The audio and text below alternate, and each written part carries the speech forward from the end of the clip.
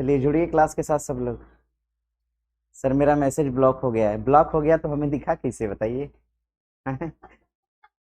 Message अगर block है तो हम उसको देख पा रहे हैं, कैसे देख पा रहे हैं? सर थोड़ा फास्ट कीजिए। हम फास्ट ही करेंगे। क्लास आप लोग का लेट हो गया है, शुरू होने वाला था 8 बजे, देख रहे हैं 9:30 हो गए। बहुत सारा काम होता है ना।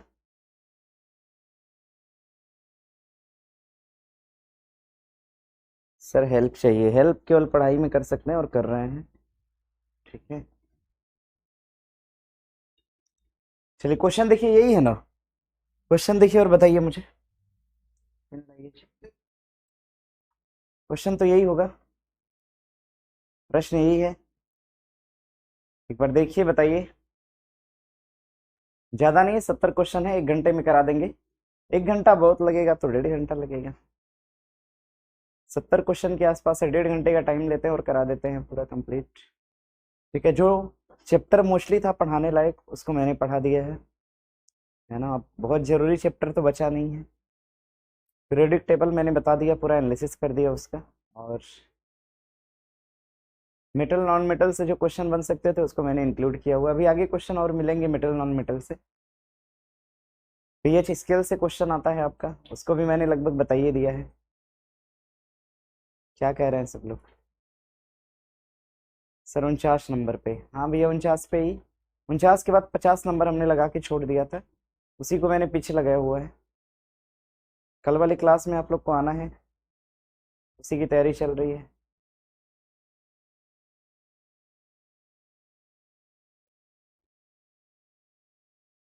सर बायो नहीं बस पढ़ाइएगा, बायो खत्म हो गया है अभी बैच में। बायोलॉजी पूरी तरह से खत्म हो गया है।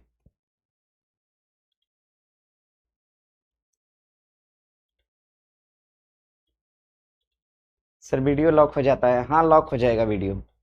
लाइव देख लिया करिए आप लोग, लाइव के बाद वीडियो नहीं चलेगा, वो लॉक हो जाता है।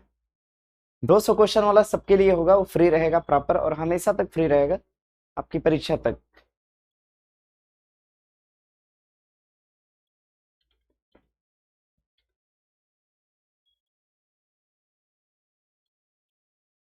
सर खाना खाया नहीं, खाना इतना पहले कैसे दे देगा कोई? हर चीज का अपना एक समय होता है, टाइम और वेला होता है।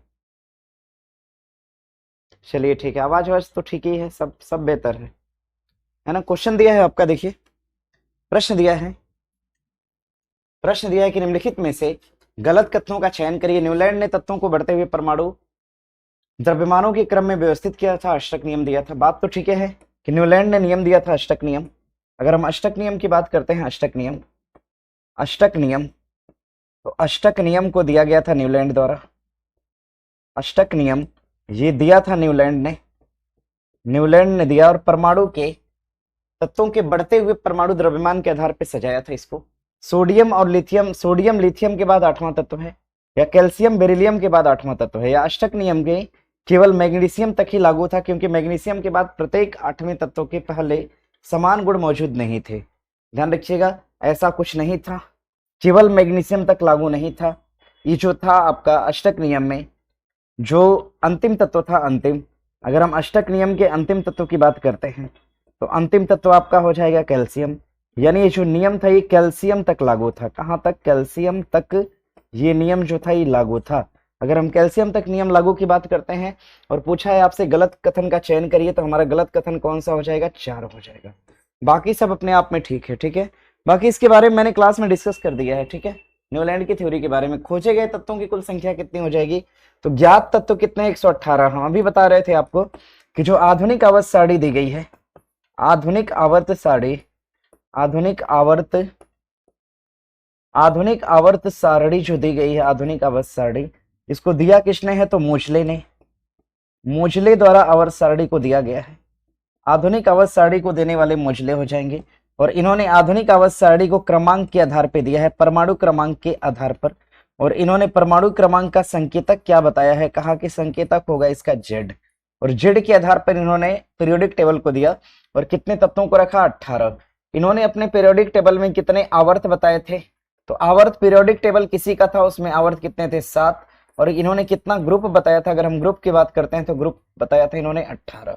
18 ग्रुप और 7 आवर्त के बारे में बताया। ओवरऑल एलिमेंट कितना बताया था इन्होंने, तो 118 बताए थे। यानी एक का क्या होगा, सी होगा। एक का क्या हो जाएगा, सी। एक का सी देखिए यहाँ पर है और एक का सी यहाँ पे है, यानी स्टेटमेंट हमारा ए और स्टेटमेंट आपका सी गलत हो जाएगा। बाकी इसमें से आप अंदाजा लगा सकते हैं। प्राकृतिक रूप से उपलब्ध तत्व कौन से थे और प्रयोगशाला में प्रक्रियाओं के माध्यम से खोजे गए तत्व कौन से थे। अगर हम प्राकृतिक रूप की बात करेंगे तो बी का आपका हो जाएगा, एक सेकेंड, दो का आपका हो जाएगा, दो का हो जाएगा आपका ए, दो का ए का मतलब हमारा उत्तर क्या हो जाएगा, डी हो जाएगा। बना लीजिएगा इसको। सर हम लोग के साथ अन्याय हो रहा है। कैसा अन्याय है भाई आपके साथ? सर हम लोग के साथ अन्याय हो रहा है।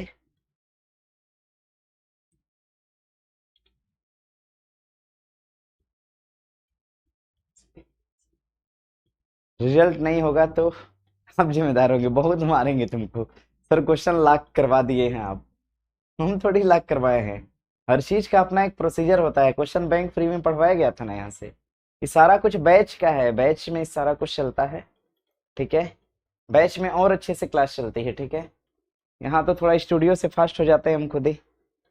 चलिए बढ़ेंगे आगे, आगे बढ़ेंगे आगे। एक लड़का बोल रहा था कि सर हम 2 दिन पहले बैच लिए हैं, और बैच लेने का कारण खाली क्वेश्चन है, समझ गए। वो बोला कि सर हमें बैच मजबूरन लेना पड़ा क्योंकि क्वेश्चन पढ़ना था। आज लिख रहा था कमेंट में, कई बार लिखा इस बात को। कहा कि सर 2 दिन पहले बैच लेना हो गया मुझे। कोई बात नहीं, बैच में बहुत सारी चीजें और जो भी बताया गया आपके एग्जाम रिलेवेंट बताया गया है, ठीक है। ठीक है, हाँ पुलिस बनने के बाद आप चाहेंगे तो ऐसे ही निकाल लेंगे। बहुत बैच में पैसा आप थोड़ी, और जितना दिए हैं आप उससे कई गुना ज्यादा तो उसमें दे दिया गया है। पुलिस बैच मतलब अनप्रिडिक्टेबल चला है जी, मतलब उसका कोई तोड़ नहीं है, ठीक है। मतलब अमाउंट से कई गुना ज्यादा आप लोग को दे दिया गया। पैसे तो वैसे भी मायने नहीं रखते हैं टीचर्स के लिए, है ना, लेकिन व्यवस्थाएं होती है कोचिंग सेंटर की, उसको चलाने के लिए सब कुछ किया जाता है। चलिए ठीक है। 200 क्वेश्चन वाला जो होगा, 200 नहीं, 200 के चक्कर में आप लोग पड़े हो, अब सब जुड़ जाओ तो बता रहे हैं। अरे उसमें कम से कम 500 क्वेश्चन कल होने वाला है। 200 तो जरूरी क्वेश्चन है, और बाकी ओवरऑल 500 क्वेश्चन होगा। 500 जब क्वेश्चन होगा, सोचिए अगर एनालिसिस होगा, अगर एक क्वेश्चन का 10 एनालिसिस भी होगा तो ओवरऑल मान के चलिए 5000 क्वेश्चन कल पढ़ाया जाएगा। और करना कितना है, 80 ठो करना है। 5000 पढ़ाया जाए और 80 ना आई तो दुर्भाग्य की बात हो जाएगी,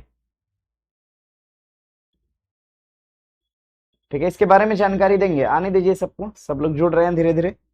जुड़ जाएंगे तो कल के क्लास के बारे में, क्लासरूम में तो जानकारी दे दी गई है, आप ऑनलाइन वालों को भी दे देंगे हम।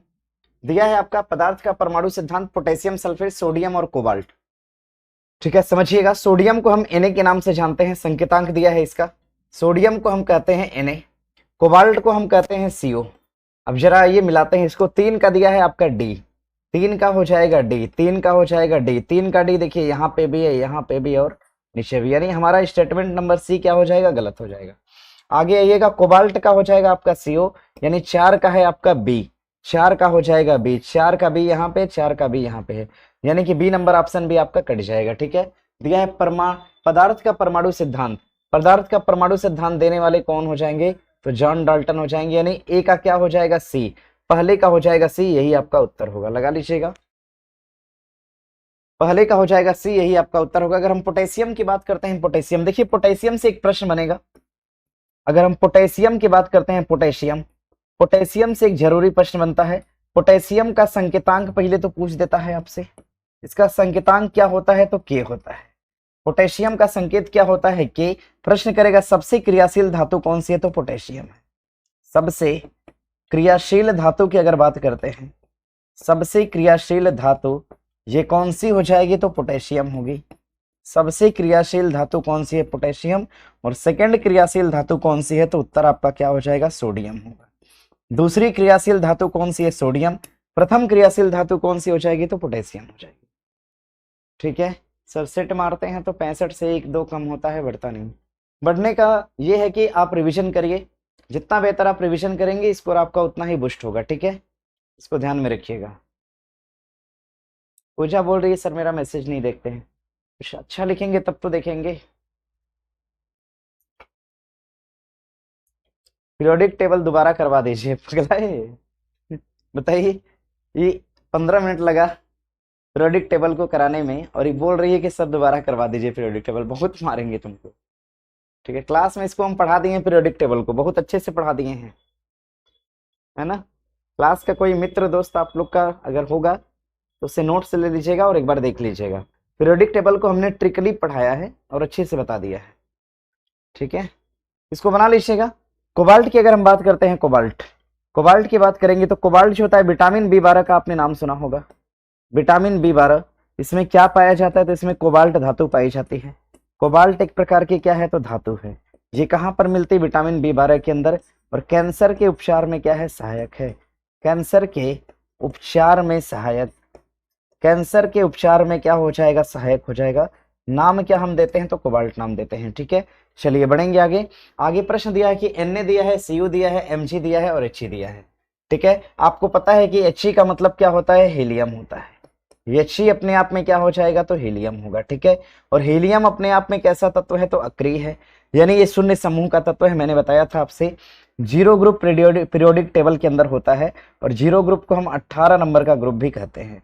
और इस 18 नंबर ग्रुप में क्या पाया जाता है, आपका हीलियम पाया जाता है। यानी कि हीलियम का संबंध किससे हो जाएगा, तो डी से होगा। 4 का संबंध किससे हो जाएगा, डी से हो जाएगा। देखिए 4 का संबंध कहीं डी से दिया है क्या, एक सेकेंड, क्या दे दिया भैया, सुमेलित करना है। हीलियम दिया है आपका क्षारीय धातु है, क्षारीय मृदा धातु है, संक्रमण धातु है, या फिर शून्य समूह तत्व है। सोडियम है, कॉपर है, मैग्नीशियम है, हीलियम है। हीलियम शून्य समूह तत्व हो जाएगा। इसमें 4 का क्या है, बी है, 4 का सी है, 4 का बी है, 4 का बी है। इसमें उत्तर तो गलत हो जाएगा फिर इस हिसाब से। बात इसमें ध्यान रखिएगा। आगे दूसरा वाला ढूंढते हैं। 4 का होना चाहिए डी, 4 का डी होना चाहिए। अगर हम बात करते हैं सोडियम, आगे कॉपर है, नेक्स्ट है मैग्नीशियम, ए बी सी और डी। ऑप्शन इसका गलत हो गया, हम डायरेक्टली इसको लिख देते हैं, ठीक है ना, आप लोग बना लीजिएगा। देखिए जो हीलियम है, हीलियम जो हीलियम है अपने आप में शून्य समूह का तत्व हो जाएगा, इसको बना लीजिएगा। अगर हम बात करते हैं, सोडियम, सोडियम एक प्रकार की कैसी धातु है, तो सोडियम एक प्रकार की क्षारीय मृदा धातु हो जाएगी। कॉपर की बात करेंगे तो एक प्रकार का संक्रमण धातु है। मैग्नीशियम की बात करेंगे तो एक प्रकार की क्षारीय धातु है। मैंने इसको सीधा मिला दिया है, देखिए ऑप्शन मैच नहीं कर रहा है, मैंने ऑप्शन को छोड़ दिया, इसको मैंने काट दिया है, ठीक है। चलिए बढ़ेंगे आगे। आगे दिया है प्रश्न आपका आगे कि जब दूध खट्टा हो जाता है तो उत्पादन होता है किसका, लैक्टोज का, लैक्टिक अम्ल का, सैलिसिक अम्ल का, या फिर लिनोलिक अम्ल का उत्पादन होता है। उत्तर हमारा क्या हो जाएगा, लैक्टिक एसिड हो जाएगा। हमने आपसे बोला था कि लैक्ट अगर जहां भी आए तो हमारा उत्तर क्या होगा, मिल्क होगा। अगर लैक्ट कहीं भी आए तो हमारा उत्तर सीधे तौर पे क्या हो जाएगा, मिल्क यानी कि दूध हो जाएगा। इसको बना लीजिएगा। हाँ, प्रश्न करेगा आपसे लैक्टोमीटर जो है, लैक्टोमीटर की अगर हम बात करते हैं, लैक्टोमीटर, तो लैक्टोमीटर से हम क्या मापते हैं, दूध की शुद्धता मापते हैं। दूध की शुद्धता का मापक क्या होता है, दूध की शुद्धता का मापक क्या हो जाएगा, तो लैक्टोमीटर होगा। आगे अगर हम बात करते हैं लैक्टोमीटर किस सिद्धांत पे काम करता है, लैक्टोमीटर किस सिद्धांत पे काम करेगा, तो लैक्टोमीटर आर्किमिडीज के प्लवन के सिद्धांत पे काम करता है। आर्किमिडीज के सिद्धांत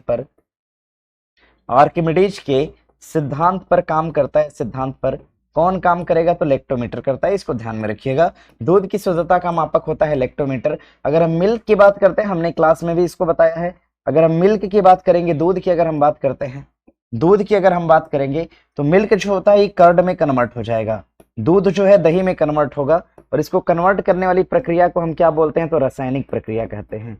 एक प्रकार का रासायनिक प्रोसीजर होता है, रासायनिक प्रक्रिया होती है जिसके द्वारा मिल्क जो है कन्वर्ट हो जाता है कर्ड में। सर अधूरा क्लास क्यों देते हैं, मत दिया करिए, सुहेल अली गुस्सा आ रहे हैं। अधूरा क्लास नहीं होती है जी, क्लास तो पूरी ही होती है। सर आज के लिए वीडियो खोल दीजिए जो आप पढ़ाए हैं सर प्लीज।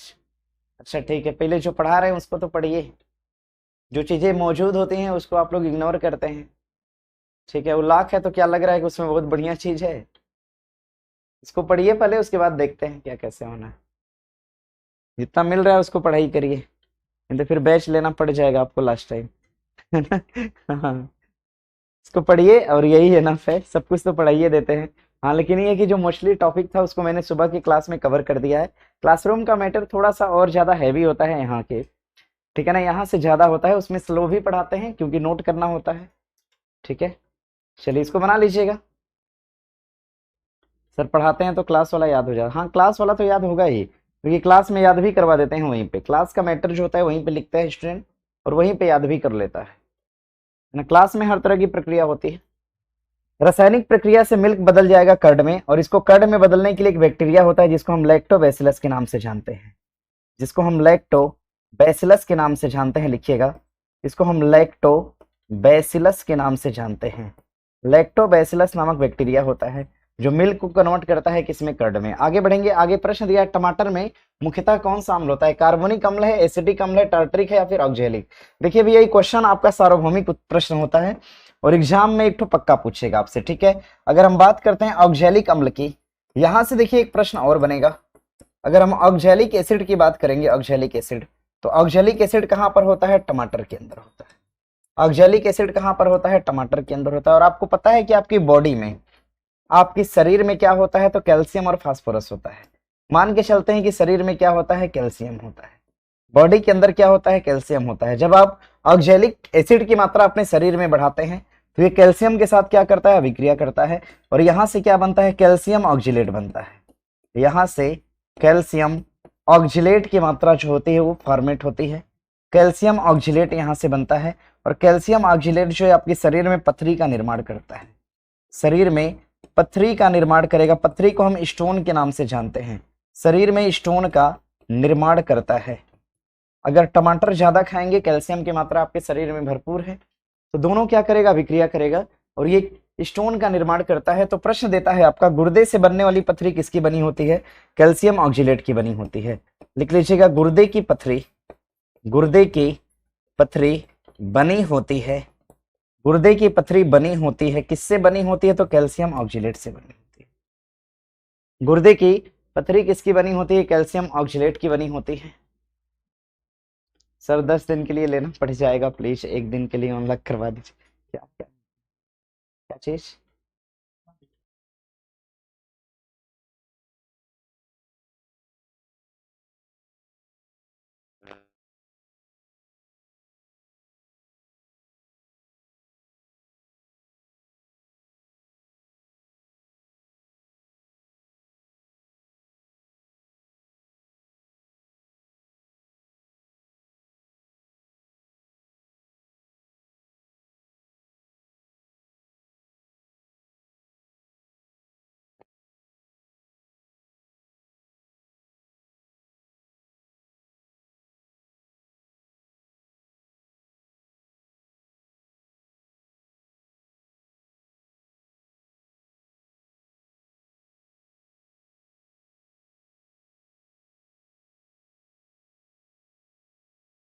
इसको बना लीजिएगा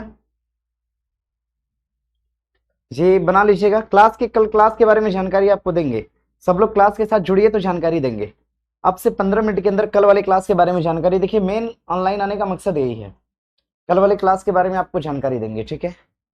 सर किस बैच में पढ़ाए हैं हम, बिहार पुलिस बैच में पढ़ाए हैं उसको, ठीक है। सर लाइब्रेरी बंद हो रही, तो आपकी समस्या है, लाइब्रेरी बंद हो रहा है या फिर खुल रहा है, ठीक है। इसको बना लीजिएगा, कैल्शियम ऑक्जिलेट पथरी की स्टोन का निर्माण, गुर्दे की पथरी बनी होती है किससे, कैल्शियम ऑक्जिलेट की बनी होती है। कार्बोनिक अम्ल की बात करते हैं, पेय पदार्थ में, पेय पदार्थों में, पेय पदार्थ में, पेय पदार्थ में पाया जाने वाला एसिड कौन सा होता है, तो कार्बोनिक होता है, कार्बोनिक एसिड होता है। अच्छा इसको हम अलग से लिख देते हैं, समझिएगा।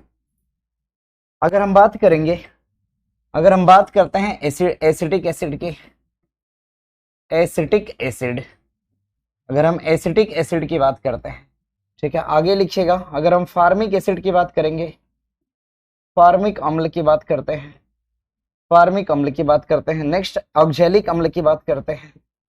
अगर हम ऑक्जेलिक अम्ल की बात करते हैं, ऑक्जेलिक अम्ल की बात करते हैं, अगर हम मौलिक अम्ल की बात करते हैं, मौलिक अम्ल की अगर हम बात करते हैं, मौलिक अम्ल, आगे बढ़िएगा 5वें नंबर पे। मौलिक अम्ल, एसिटिक एसिड की बात करेंगे, फार्मिक अम्ल की बात करते हैं, ऑक्जेलिक अम्ल या फिर मौलिक अम्ल की बात करते हैं। नेक्स्ट आगे बढ़िएगा, अगर हम मौलिक अम्ल की बात करते हैं, नेक्स्ट साइट्रिक अम्ल की बात करेंगे, साइट्रिक अम्ल की बात करते हैं, साइट्रिक अम्ल की बात करेंगे। 6ठे नंबर पे लैक्टिक अम्ल की बात करते हैं, लैक्टिक अम्ल की बात करेंगे, लैक्टिक अम्ल की बात करते हैं, या फिर आगे बढ़िएगा नेक्स्ट 7वें नंबर पे, या फिर हम बात किसकी करते हैं, तो ध्यान रखिएगा लैक्टिक अम्ल की बात करेंगे, या फिर हम साइट्रिक, साइट्रिक अम्ल हो गया, हाँ हो गया है। अगर हम टार्टरिक अम्ल की बात करते हैं, टार्टरिक अम्ल, टार्टरिक अम्ल की बात करते हैं, टार्टरिक अम्ल की बात करेंगे। आगे बढ़िएगा 8वें नंबर पे, टार्टरिक अम्ल की बात करेंगे। नेक्स्ट आगे बढ़िएगा, टार्टरिक अम्ल, अगर हम कार्बोनिक अम्ल की बात करते हैं, कार्बोनिक अम्ल, कार्बोनिक अम्ल की बात करते हैं, अगर कार्बोनिक अम्ल की बात करते हैं। नेक्स्ट अगर हम सल्फ्यूरिक अम्ल की बात करते हैं, सल्फ्यूरिक अम्ल की अगर हम बात करेंगे, सल्फ्यूरिक, सल्फ्यूरिक अम्ल की बात करते हैं, सल्फ्यूरिक अम्ल की बात करेंगे। नेक्स्ट 10वें नंबर पे आइएगा, सल्फ्यूरिक अम्ल की बात करते हैं। आगे बढ़िएगा, हाइड्रोक्लोरिक अम्ल की बात करते हैं। ये सारा कुछ आपके एग्जाम में पूछा गया है। हाइड्रोक्लोरिक अम्ल की बात करते हैं, हाइड्रोक्लोरिक अम्ल की बात करते हैं, हाइड्रोक्लोरिक अम्ल की बात करेंगे। अगला आइएगा 11वें नंबर पे। नेक्स्ट आगे बढ़िएगा, हाइड्रोक्लोरिक अम्ल की अगर बात करते हैं, आगे बढ़िएगा। नेटवर्क कटा हुआ है क्या? कमेंट तो चलिए नहीं रहा है।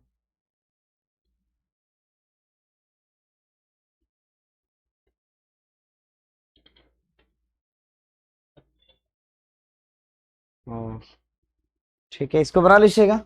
अगर हम हाइड्रोक्लोरिक अम्ल की बात करते हैं, आप समझिए प्रश्न क्या पूछा है यहाँ से।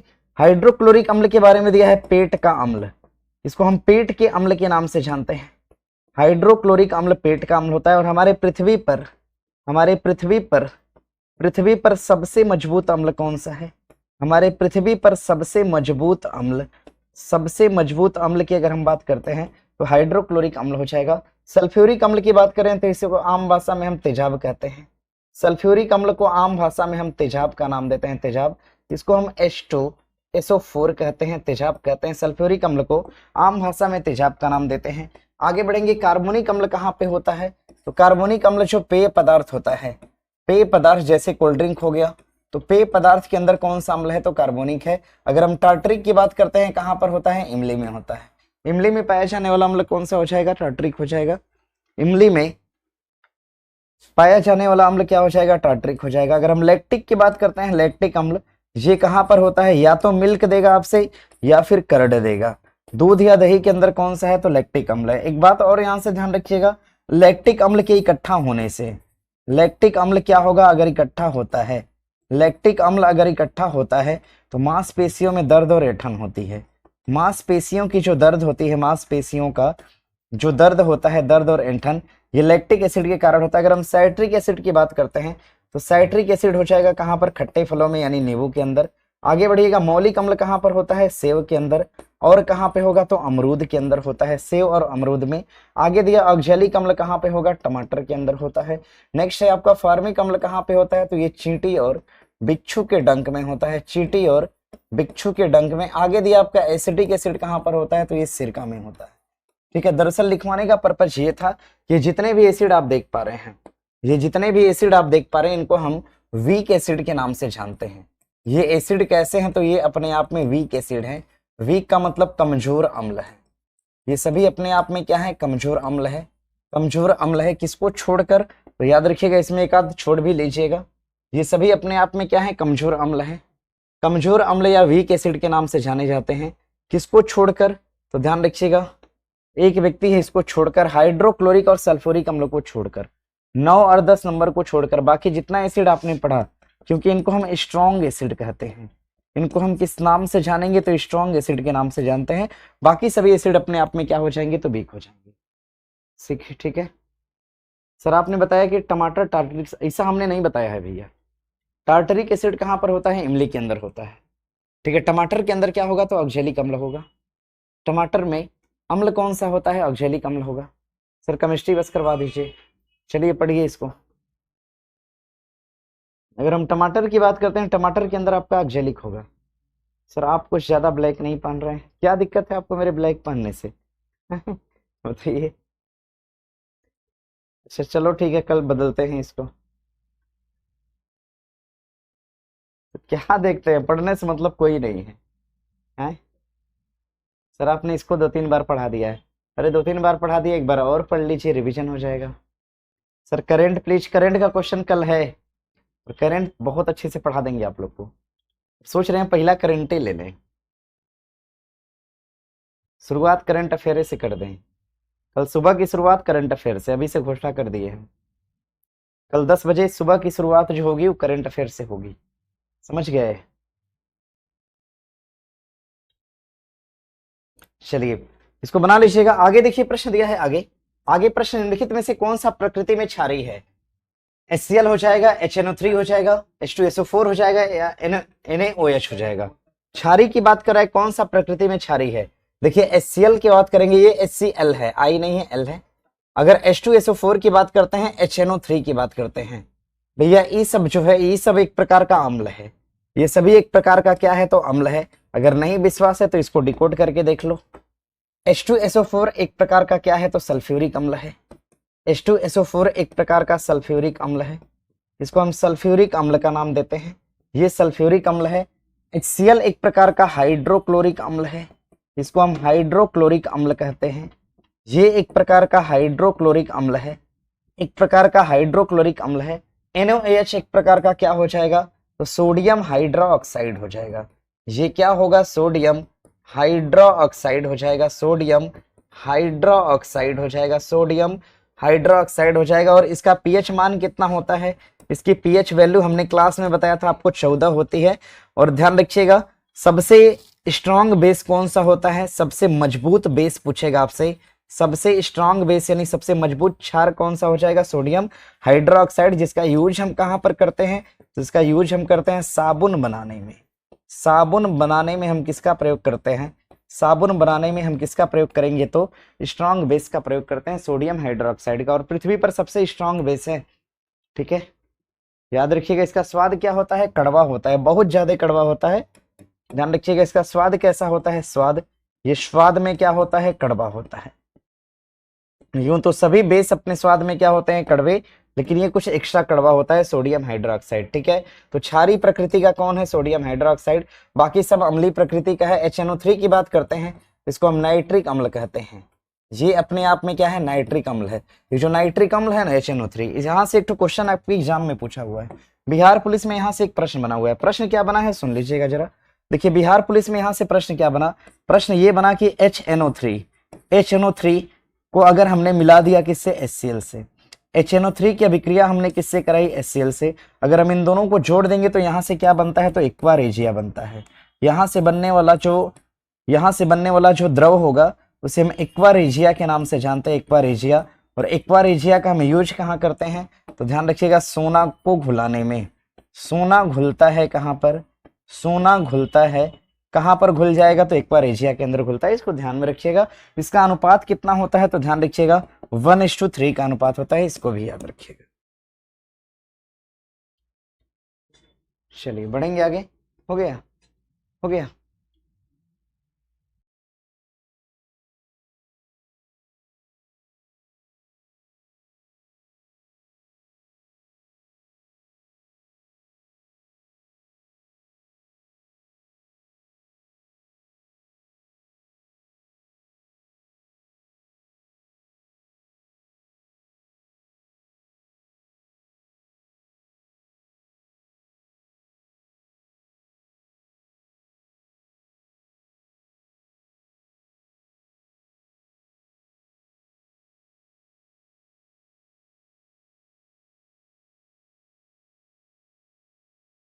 चलिए आगे बढ़ेंगे। आगे प्रश्न दिया है आपका, आगे प्रश्न दिया है, निम्नलिखित में से कौन सा सही सुमेलित नहीं है?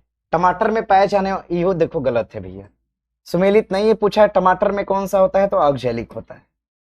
टमाटर में क्या होता है? ऑक्जेलिक अम्ल होता है। टमाटर में आपका ऑक्जेलिक अम्ल होता है, इसको बना लीजिए। टमाटर में आपका ऑक्जेलिक अम्ल होता है, यही आपका गलत हो जाएगा। गलत पूछा है, गलत मिल गया। बाकी संतरे के अंदर क्या है? संतरा खट्टा है, साइट्रिक है। अंगूर में क्या है? टार्ट्रिक हो जाएगा। और बासी मक्खन में पाया जाने वाला कौन सा हो जाएगा? ब्यूट्रिक हो जाएगा। अगर मक्खन की बात करते हैं, मक्खन के अंदर, तो मक्खन में आपका ब्यूट्रिक होता है। दूध और दही में क्या होता है? लैक्टिक होता है, इस बात को ध्यान में रखिएगा। आगे बढ़ेंगे। आगे प्रश्न दिया है आपका कि निम्नलिखित में से कौन सा क्षार का गुण नहीं है? ये लिटमस को नीला कर देते हैं, ध्यान रखिएगा। अम्ल लाल को नीला, और नील, ये लाल लिटमस को नीला करते हैं। क्षार का कौन सा गुण नहीं है, ये पूछा है आपसे। ये लाल लिटमस को नीला कर देते हैं, छलनी। ये तो गुड़ है इसका। ये लाल को किस में कन्वर्ट करते हैं? तो नीला में कन्वर्ट करते हैं। लाल को कन्वर्ट करेंगे किस में? नीला में कन्वर्ट करते हैं। ये पानी में हाइड्रोजन आयन उत्पन्न करते हैं। कौन उत्पन्न करेगा? तो क्षार करते हैं। पानी में हाइड्रोजन आयन उत्पन्न करेंगे, ये मोटी सामग्री को विघटित करते हैं, ये फिसलन युक्त साबुन जैसे होते हैं। ये तो बात सही है, ये भी बात सही है। ध्यान रखिएगा, ये पानी में हाइड्रोजन आयन उत्पन्न नहीं करते, इसको ध्यान में रखिएगा। पानी में हाइड्रोजन आयन उत्पन्न करने का काम किसका होता है?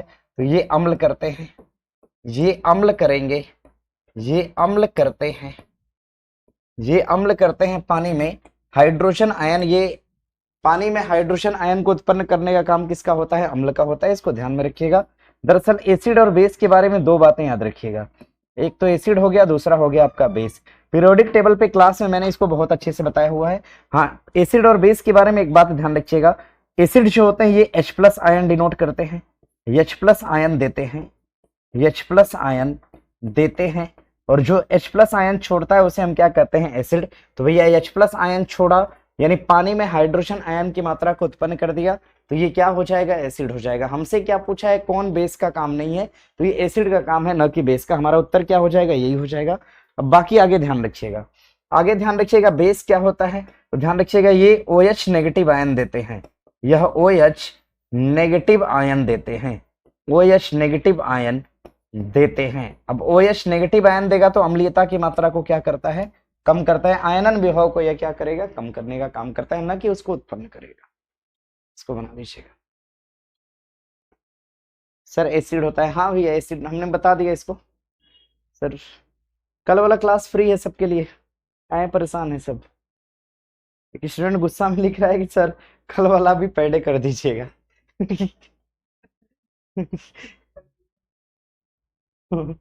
चलिए ठीक है। हाँ, ये तो बात ठीक है, सही राय दिया ही। चलिए आगे बढ़ेंगे। सर वीडियो खोल दीजिए, हम नर्वस हो जा रहे हैं।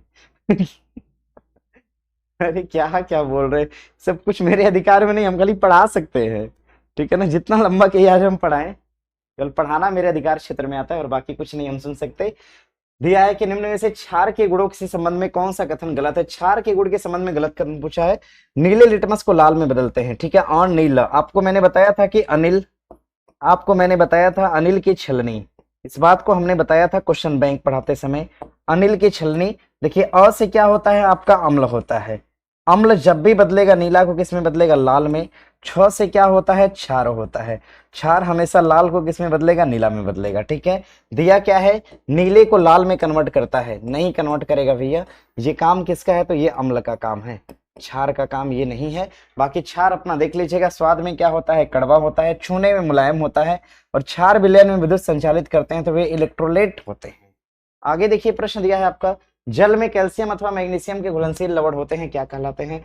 कठोर जल कहलाएंगे, भारी जल कहलाएंगे, मृदु जल या फिर लवणी जल कहलाएंगे। दिया है जल में कैल्शियम और मैग्नीशियम, जल में क्या होता है? आपका कैल्शियम होता है, कैल्शियम और मैग्नीशियम के घुलनशील होते हैं, तो ये जल कैसा होता है? कठोर जल होता है, इसको ध्यान में रखिएगा, ठीक है। ये जल कैसा हो जाएगा? कठोर हो जाएगा। आगे प्रश्न दिया है आपका, सामान्य रूप से एक उदासीनीकरण अभिक्रिया को लिखा जा सकता है। उदासीनीकरण अभिक्रिया की बात करेंगे, उदासीनीकरण अभिक्रिया, उदासीनीकरण अभिक्रिया, उदासीनीकरण अभिक्रिया के बारे में आपसे पूछ रहा है। दिया है कि सामान्य तौर पे उदासीनीकरण अभिक्रिया को किस रूप में लिखा जा सकता है? अब जरा इसको समझना, हमने अच्छे से देखिए पढ़ाया हुआ है आपको। दिया है क्षार प्लस अम्ल, यानी कोई भी क्षार मिलाइए और कोई भी अम्ल मिलाइए। आपको पता है कि 0 से लेकर 7 तक क्या होता है? अम्ल होता है, और 7 से लेकर 14 तक क्या होता है? तो ये क्षार होता है। इतनी बातें आपको ऑलरेडी पता है। 7 से लेकर 14 तक क्या होता है? क्षार होता है। आओ इसको मिलाने का काम करते हैं। हमने कहा कि अम्ल और क्षार मिला लीजिए, कोई भी अम्ल एक पकड़िए। हमने कोई एक अम्ल पकड़ लिया, 7 के ऊपर जाएंगे तो क्षार मिलेगा। मान लो हमने 8 पकड़ लिया, 8 नंबर का कोई तत्व पकड़ा, और यहां से हमने 1 नंबर का पकड़ लिया, यानी 8 एक क्या हो जाएगा? 9। दोनों को जोड़ेंगे तो भी क्षार ही बनेगा। दोनों को जोड़ा तो हमने क्षार बना। अब क्षार के साथ हमने जल ले लिया, जल का पीएच मान कितना होता है? 7 होता है। उसके बाद दिया है आपका गैस, लेकिन डिक्लेयर नहीं किया है कि कौन सी गैस, ठीक है ना, पता ही नहीं चल पाएगा। आगे बढ़िएगा, दिया है क्षार प्लस अम्ल, क्षार प्लस क्या दिया है, अम्ल दिया है। मान लीजिए हमने कोई भी क्षार ले लिया और कोई भी एक एसिड ले लिया, ठीक है, क्षार प्लस अम्ल दिया है, हमने कोई क्षार ले लिया प्लस कोई एक एसिड ले लिया, ठीक है। मान लेते हैं हमने क्षार ले लिया, एसिड ले लिया 0 और हमने क्षार क्या ले लिया, 14 ले लिया, ठीक है। दिया है हमने क्या ले लिया, एसिड ले लिया 0 और हमने क्षार क्या ले लिया, 14 ले लिया। और हमने देखा कि आगे दिया है आपका क्षार और अम्ल ये बड़ा होगा किससे, लवण और जल से। हमने मान लिया कि एसिड हमने क्या लिया 0 और हमने क्षार क्या ले लिया, 14 ले लिया। अगर दोनों को अगर हम जोड़ते हैं तो इसका मान क्या आएगा, आपका 14 आएगा, ठीक है। अब बढ़ते हैं आगे, आगे बढ़ेंगे। हमने क्या लिया, लवण ले लिया, लवण का पीएच मान क्या होता है, 7, यानी नमक का पीएच मान क्या होगा, 7 होगा। और जल का भी पीएच मान कितना होता है, 7 ही होता है। तो हमने क्या लिया, 7 लिया। अब आराम से इसको लगाइए आप, क्या लग रहा है कि ये कथन सही होगा, 14, ठीक है, लेस देन 7, ग्रेटर देन 14 की तरफ है और लेस देन आपका 7 की तरफ है। क्या ये कथन ठीक होगा इसके सेंस में, जरा जवाब कीजिएगा, क्या ये कथन ठीक होगा। दिया है कि अम्ल प्लस क्षार बड़ा होता है लवण प्लस जल से, अम्ल प्लस क्षार बड़ा होता है, यानी 14 नंबर बड़ा है किससे, तो जल यानी 7 से बड़ा है, ठीक है। हमारा उत्तर क्या हो जाएगा, बी हो जाएगा। आगे देखिएगा, नहीं समझ में आया है वीडियो रिकॉर्ड होगा, पीछे करके एक बार देख लीजिएगा। दिया है कौन सा एक उच्च मात्रा में हाइड्रोजन यानी H प्लस आयन देता है, सोडियम हाइड्रोक्साइड का विलयन या दूधिया मैग्नीसिया, नींबू का रस या अमाशय का रस। H प्लस आयन उच्च मात्रा में देगा, ध्यान रखिएगा, जिसका पीएच मान, जिसका पीएच मान जितना कम होता है, जिसका पीएच मान जितना कम होता है, जिसका पीएच मान जितना कम होता है, H प्लस आयन की क्षमता, H प्लस आयन देने की क्षमता, H प्लस आयन देने की क्षमता उतना ज्यादा होती है, उतना ज्यादा होती है। H प्लस आयन देने की क्षमता उतना ही क्या होती है, ज्यादा होती है। पीएच मान जिसका जितना कम होगा उतना ज्यादा H प्लस आयन देगा, यानी 0 से लेकर 7 तक सभी क्या होते हैं, अपने आप में अम्ल होते हैं। और अम्लों का एक नेचर मैंने बताया था कि ये प्रकृति में H प्लस आयन क्या करते हैं, डिनोट करते हैं। हमने कहा कि मान जितना ज्यादा कम होगा H प्लस आयन उतना ही ज्यादा देंगे, यानी सबसे मान कम किसका है, तो 0 का है, यानी 0 ऐसा एसिड है जो कि ज्यादा H प्लस आयन देगा, ज्यादा H प्लस आयन देगा, ये ज्यादा H प्लस आयन देगा, ध्यान रखिएगा। तो ज्यादा H प्लस आयन देने की बात कर रहे हैं, निम्नलिखित में से कौन सा उच्च मात्रा में हाइड्रोजन आयन देता है, तो H प्लस आयन ज्यादा देगा कौन, तो 0 देगा। और 0 को हम क्या कहते हैं, तो HCl के नाम से जानते हैं, बना लीजिएगा। उत्तर क्या हो जाएगा, अमाशयी रस हो जाएगा, ठीक है। सर अब देखिए ये सब दिमाग लगा रहा है, लिख रहा है सर जो 200 क्वेश्चन होने वाला है उसका 50 रुपए प्राइज रखिए। कुछ खराब स्टूडेंट आते हैं, ठीक नहीं, अरे पढ़ने दीजिए, सब पे सब क्या कर रहे हैं, ये सब मेरे अधिकार में नहीं आता, आप लोग समझिए ना, मुझसे आप लोग पढ़िए खाली, ठीक है ना। ये सर से बात करिए इसके लिए आप लोग, ठीक है ना। ये सब मेरे कमेंट में मत लिखिए, आप लोग क्वेश्चन का जवाब दीजिए, नहीं समझ में आया है तो वो दीजिए। सर एसिड और बेस मिलाएंगे तो लवण बनेगा ना, हाँ भैया बनेगा, स्ट्रॉन्ग एसिड और स्ट्रॉन्ग बेस मिला लीजिएगा तो लवण बन जाएगा, सब हंस रहा है। स्ट्रॉन्ग एसिड और स्ट्रॉन्ग बेस मिला लीजिएगा तो लवण बन जाएगा। तो जानते हैं ऑनलाइन वाला क्या लिखता है, ऑफलाइन जब पढ़ाते हैं तो, सर ऑफलाइन वालों को भगा दीजिए, बहुत डिस्टर्ब करता है। अब ये सबको ही नहीं समझ में आता है कि अरे ऑफलाइन है तभी ऑनलाइन है, तो ये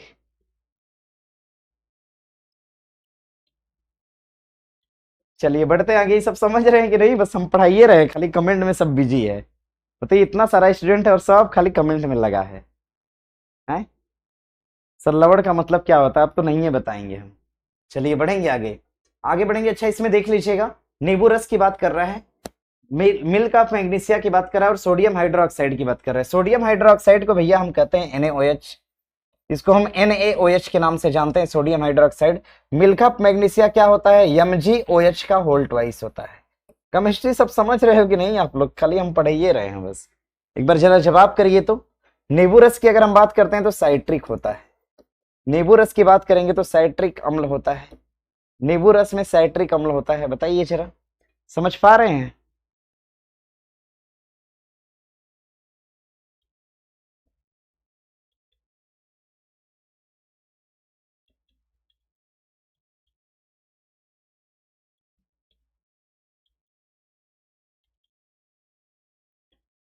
चलिए ठीक है, बोल तो रहे हैं। एक दो स्टूडेंट लिख रहे हैं सर, नहीं सर कमेंट से हटोगे तब तो। सब लिख रहा है यस सर, एक दो लिख रहा है नहीं। नहीं, जो लिख रहा है पहले कमेंट छोड़ो, कमेंट छोड़कर आप कॉपी पे आइए। ठीक है ना, कॉपी पे पेन से बनाएंगे। देखिए केमिस्ट्री सब ऐसा विषय है, साइंस जब तक बनाएंगे नहीं, जब तक लिखेंगे नहीं, तब तक कभी नहीं समझ में आएगा। ठीक है, इसको बना लीजिएगा, खाली कमेंट में लगे हुए हैं सब।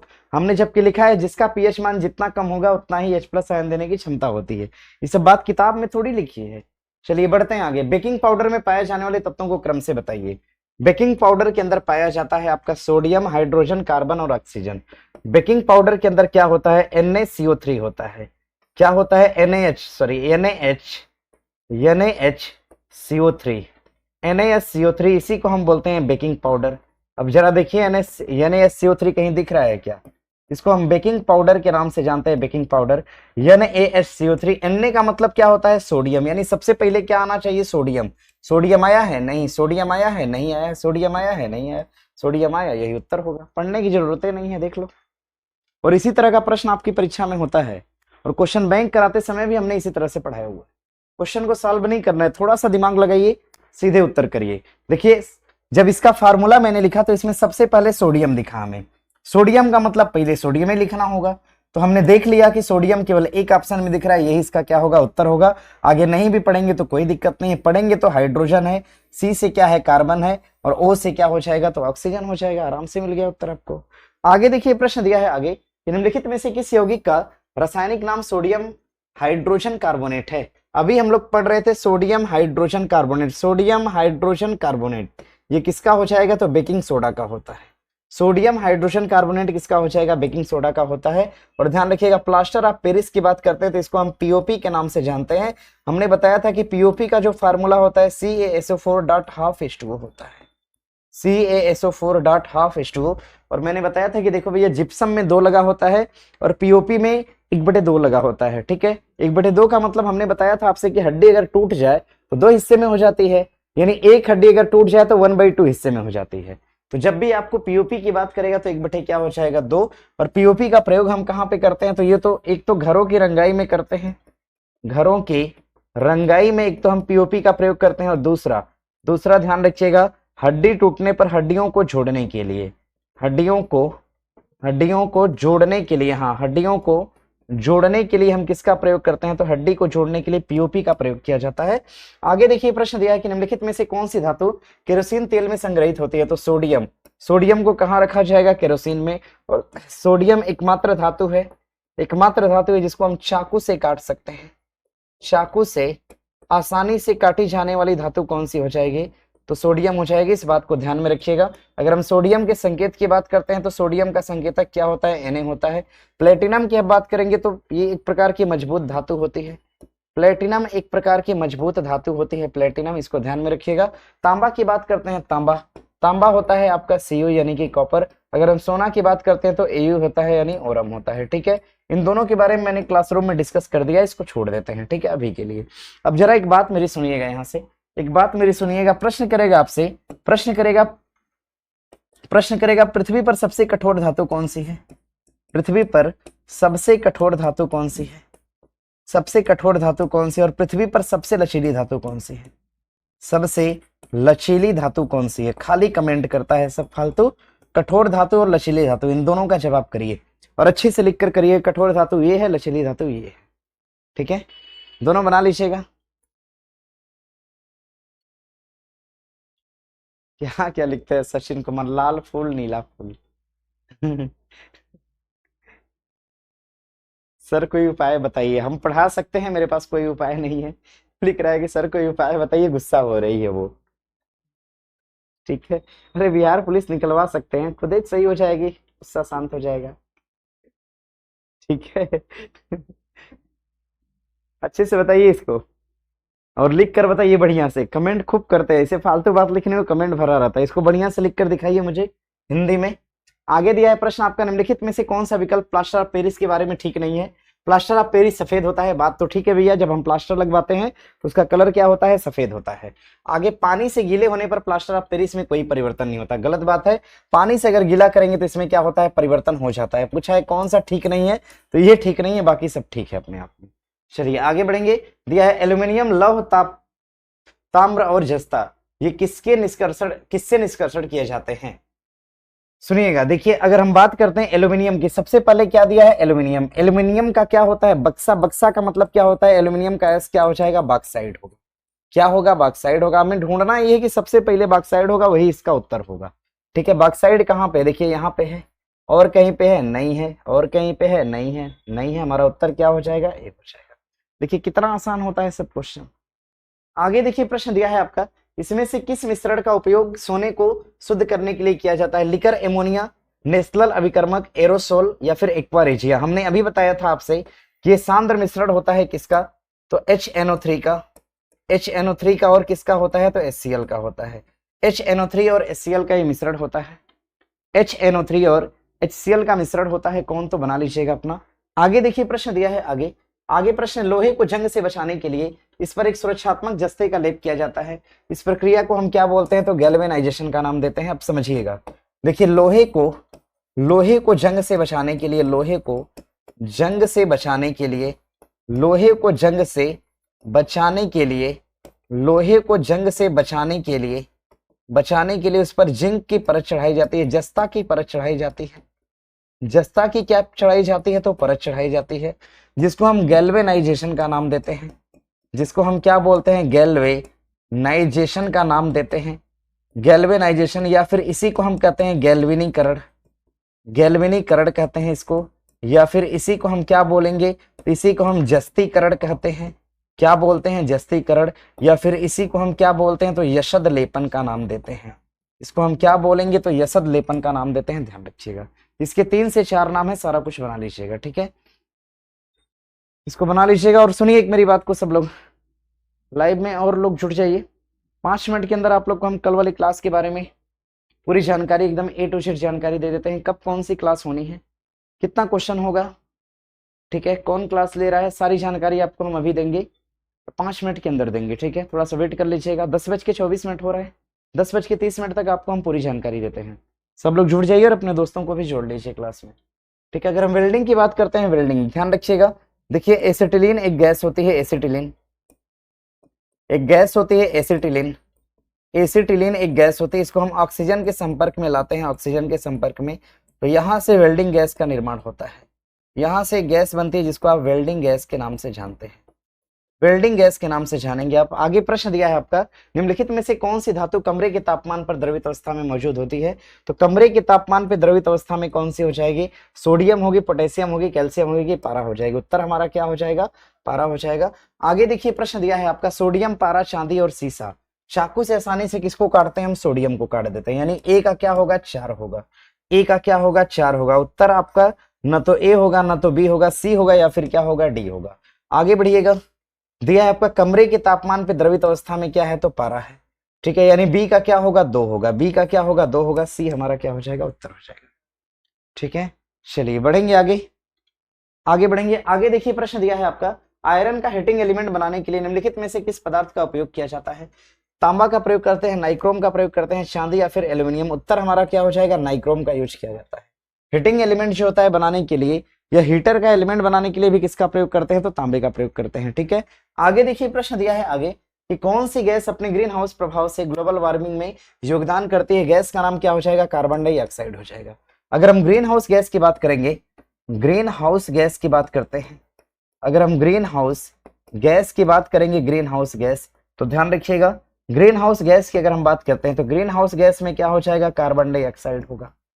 कार्बन डाइऑक्साइड का सबसे अधिक योगदान होता है, ग्रीन हाउस गैस में कार्बन डाइऑक्साइड होगा। दूसरे नंबर की गैस कौन सी है? तो मीथेन है, मीथेन हो जाएगी जिसका सर्वाधिक योगदान होता है। तीसरे नंबर की गैस सर्वाधिक योगदान वाली कौन सी है? तो नाइट्रस ऑक्साइड है। देखो हमने इसको क्रम से भी लिखा है, नाइट्रस ऑक्साइड, नाइट्रस ऑक्साइड हो जाएगी। चौथे नंबर की गैस जो सबसे अधिक योगदान करती है, इसका नाम क्या हो जाएगा? क्लोरोफ्लोरोकार्बन, क्लोरोफ्लोरोकार्बन हो जाएगा। क्लोरोफ्लोरोकार्बन नामक गैस ये सबसे अधिक योगदान करती है। तो योगदान करने में सबसे अधिक कौन सी हो जाएगी? तो कार्बन डाइऑक्साइड। उसके नीचे कौन सी है? मीथेन। मीथेन के नीचे कौन सी है? तो ये। और उसके नीचे क्या हो जाएगी? सीएफसी। इसको मैंने भैया क्रम से लिखा हुआ है, एक बार इसका क्रम लगाने के लिए दे दिया था कि सबसे अधिक प्रभावी ग्रीन हाउस गैस कौन सी है? तो कार्बन डाइऑक्साइड। उसके बाद मिथेन है, मिथेन के बाद नाइट्रस ऑक्साइड, उसके बाद क्या हो जाएगा? आपका सीएफसी हो जाएगा। अगर इसको आप संकेतांक में लिखना चाहें तो CO2 होगा, मीथेन को हम CH4 के नाम से जानते हैं, और आगे नाइट्रस ऑक्साइड को हम N2O कहते हैं। नाइट्रस ऑक्साइड को हम क्या बोलेंगे, N2O, और आगे क्लोरोफ्लोरोकार्बन को हम CFC के नाम से जानते हैं। इसमें और क्या होता है, जलवाष्प होती है। क्या हो जाएगा, तो जलवाष्प होगा।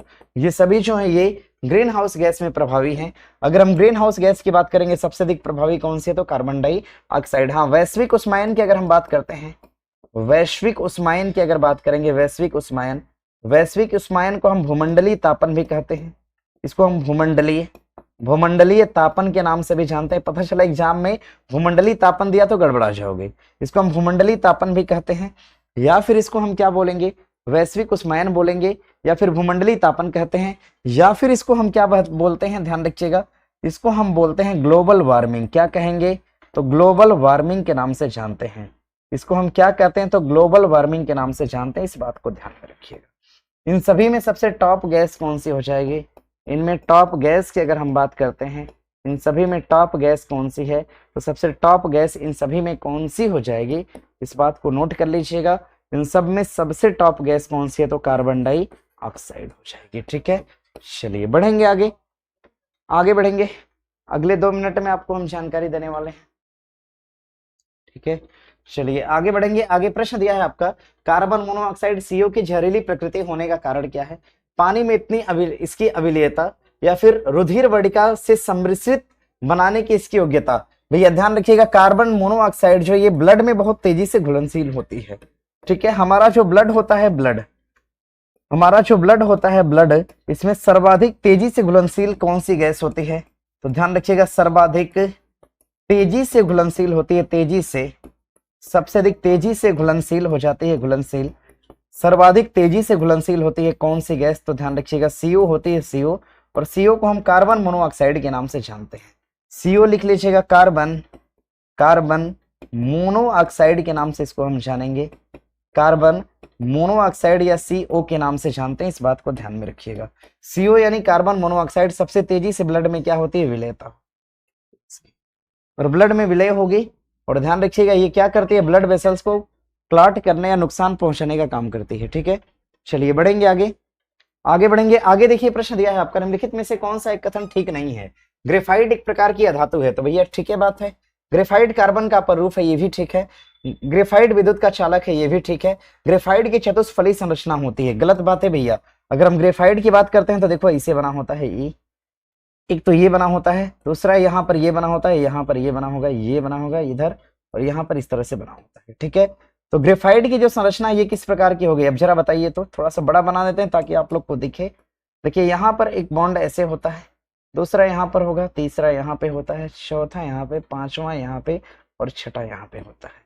ठीक है, अब जरा देख कर बताइए मुझे किस प्रकार की संरचना बन रही है, चतुष्फली बन रही है कि षटकोणी संरचना बन रही है।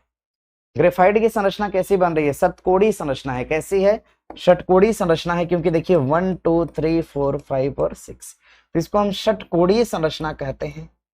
षटकोणीय संरचना के नाम से जानते हैं, षटकोणीय संरचना के नाम से जानते हैं। षटकोणीय संरचना ये किसमें बनती है, तो ग्रेफाइट में। यही आपका गलत हो जाएगा, बना लीजिएगा। बाकी ग्रेफाइट के बारे में आप लोग जानते हैं, विद्युत का सुचालक होता है, और ग्रेफाइट का उपयोग हम स्नेहक के रूप में करते हैं। ग्रेफाइट जो होता है, ग्रेफाइट सारी बातें देखिए लिखी है, एक दो बात जो नहीं लिखी हम इसको लिख देते हैं। यहाँ पे लिखिएगा, ये पेंसिल के लीड में प्रयोग होते हैं।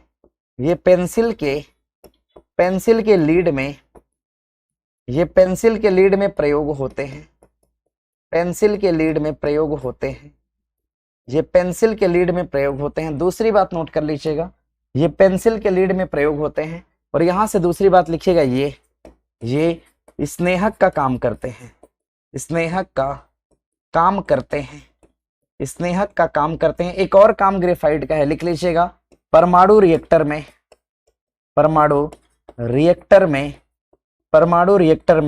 मंदक के रूप में शामिल होते हैं। परमाणु रिएक्टर में मंदक के रूप में शामिल होते हैं कौन, तो ध्यान रखिएगा, परमाणु रिएक्टर में मंदक के रूप में शामिल होते हैं ग्रेफाइट। परमाणु रिएक्टर में मंदक के रूप में शामिल कौन होते हैं, तो ग्रेफाइट होते हैं। सर लिख दीजिए, डी होगा। डी मैंने बना दिया है, एक बार देख लीजिए आप लोग।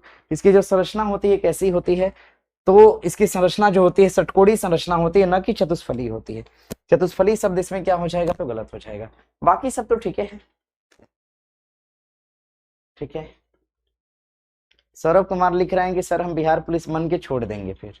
ठीक है, अरे रहने दीजिए, तब मत पढ़िए, कुछ और ही पढ़ लीजिए।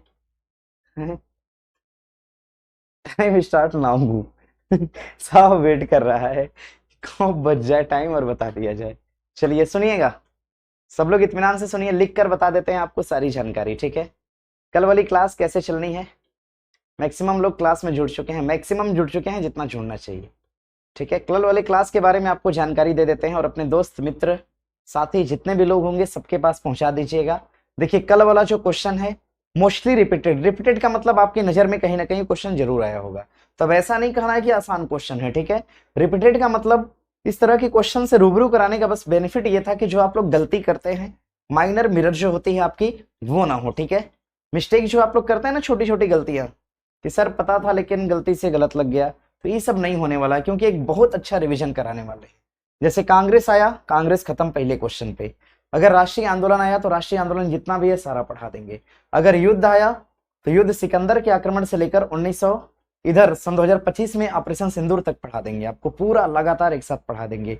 अगर मगध साम्राज्य है तो मगध साम्राज्य के बारे में पूरा पढ़ा देंगे, और यहाँ से लेक्चर फॉर्मेट में लिखना होगा तो लिख देंगे, जो कहिएगा वो कर देंगे उस क्लास में। ठीक है ना, कल वाली क्लास होगी थोड़ी सी लंबी क्लास होगी। कल वाली क्लास आपकी शुरू होगी 10 बजे और समाप्त होगी शाम के 6 बजे, तो 10 से 6 क्लास चलने वाली है।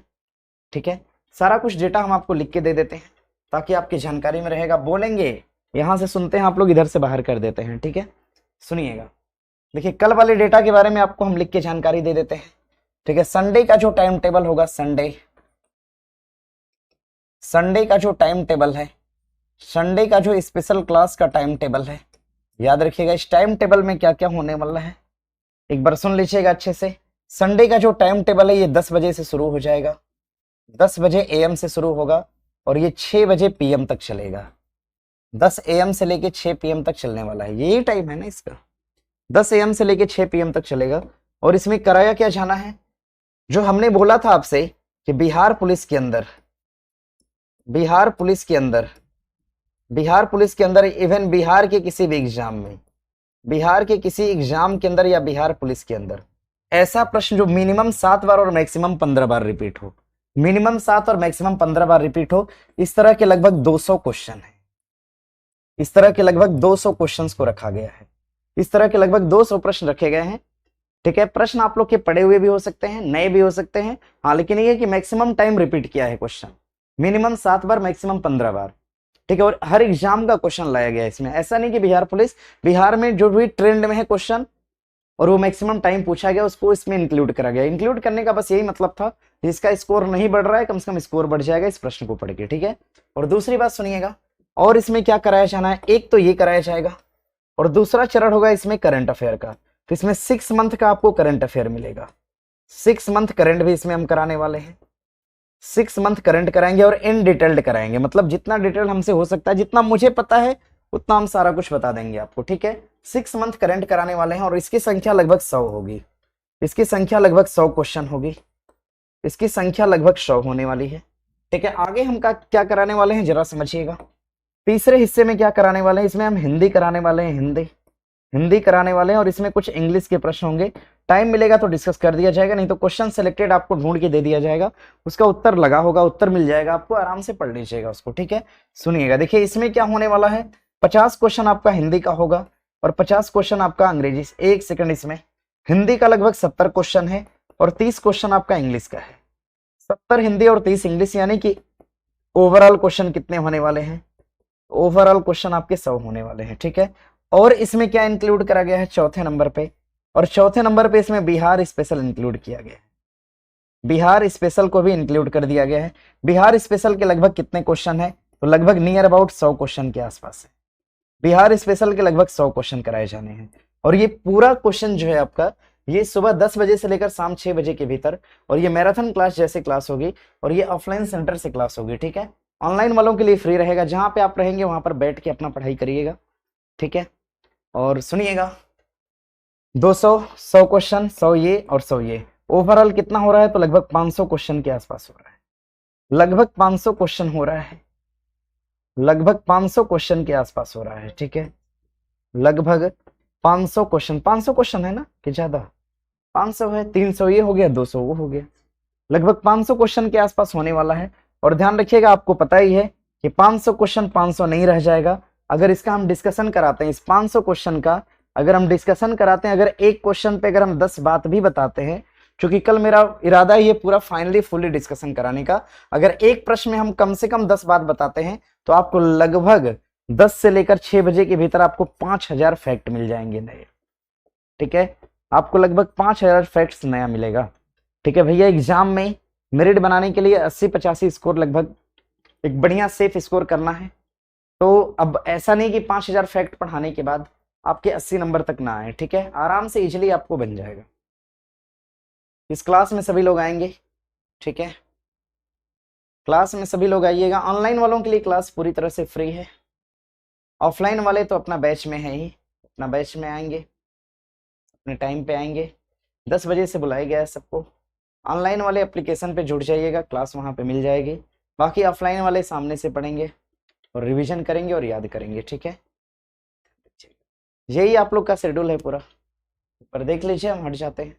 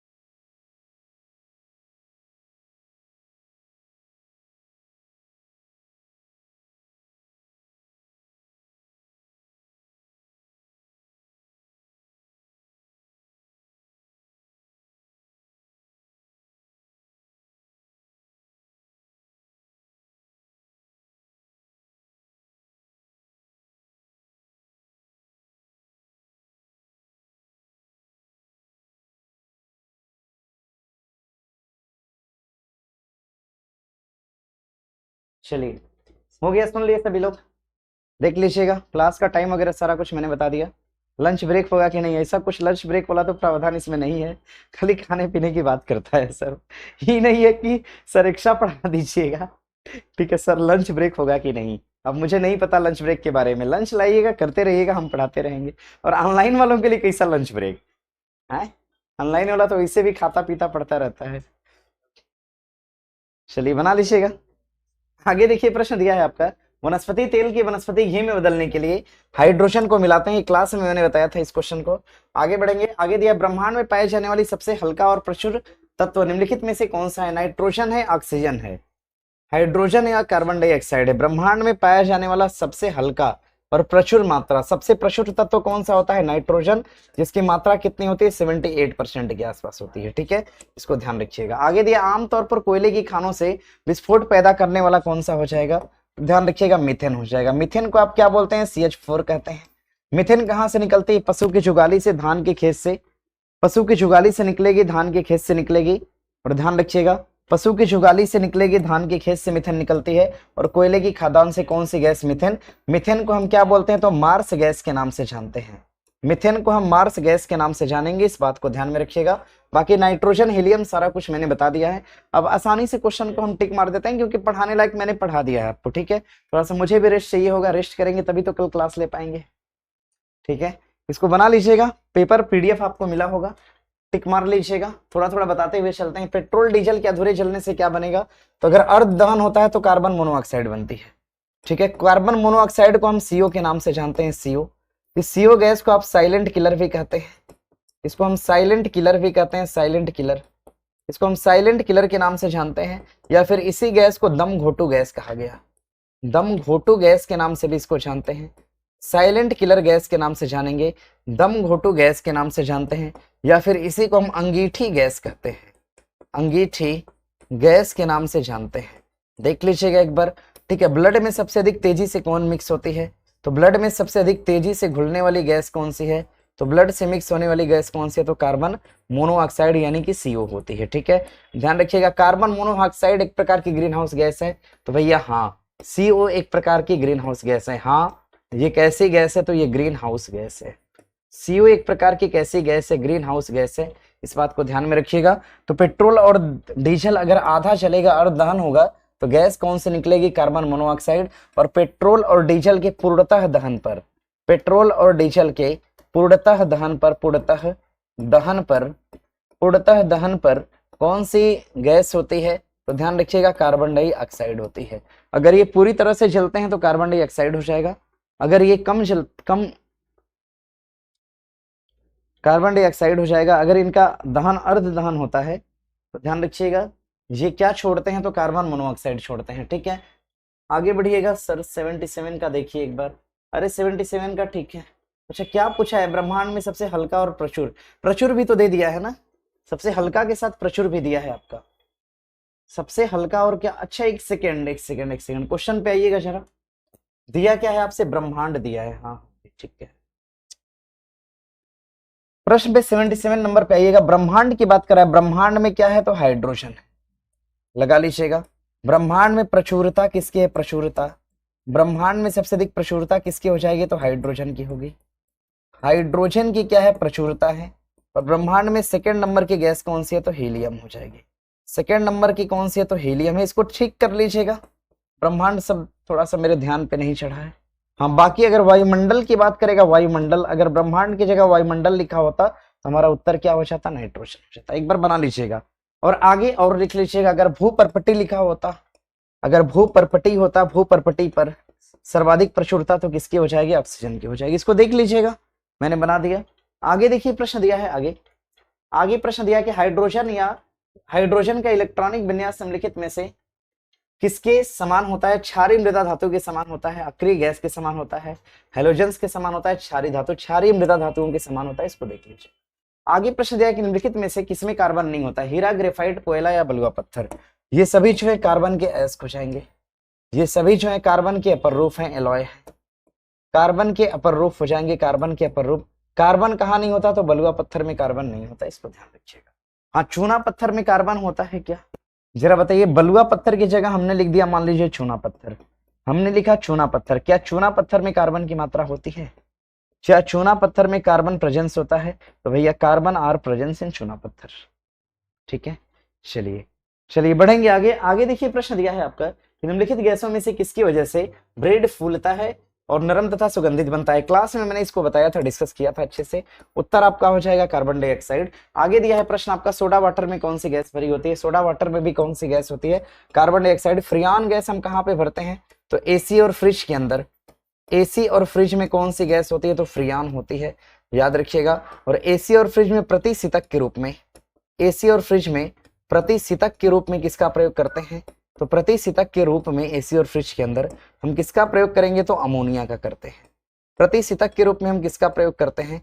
तो अमोनिया गैस का प्रयोग करते हैं प्रतिशीतक के रूप में, इसको ध्यान रखिएगा।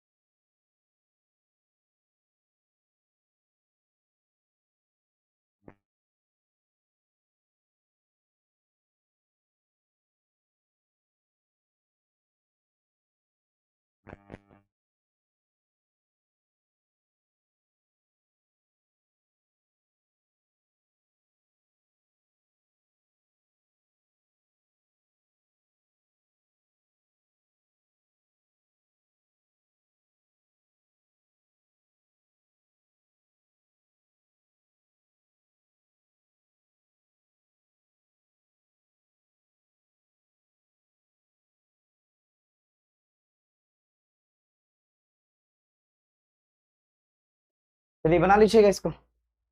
आगे देखिए प्रश्न दिया है आगे। आगे प्रश्न है डैश डैश और डैश डैश में घुल जाते हैं तथा अम्ल बनाते हैं जिससे अम्लीय वर्षा कहा जाता है। रखिएगा सल्फर डाइऑक्साइड और नाइट्रोजन डाइऑक्साइड। ठीक है, आगे प्रश्न दिया है आगे डैश डैश की उपस्थिति के कारण हमें वह गंध महसूस होती है जिससे हम एलपीजी सिलेंडर का लीक होने का पता लगाते हैं। नाइट्रोजन परऑक्साइड है, कार्बन मोनोऑक्साइड है, कार्बन डाइऑक्साइड। ये तो उत्तर होगा नहीं, ये उत्तर होगा नहीं। सल्फर का यौगिक उत्तर होगा नहीं। उत्तर क्या हो जाएगा? नाइट्रोजन परऑक्साइड हो जाएगा। ध्यान रखिएगा नाइट्रोजन परऑक्साइड या फिर इसी को हम मिथाइल मरकैप्टन के नाम से जानते हैं।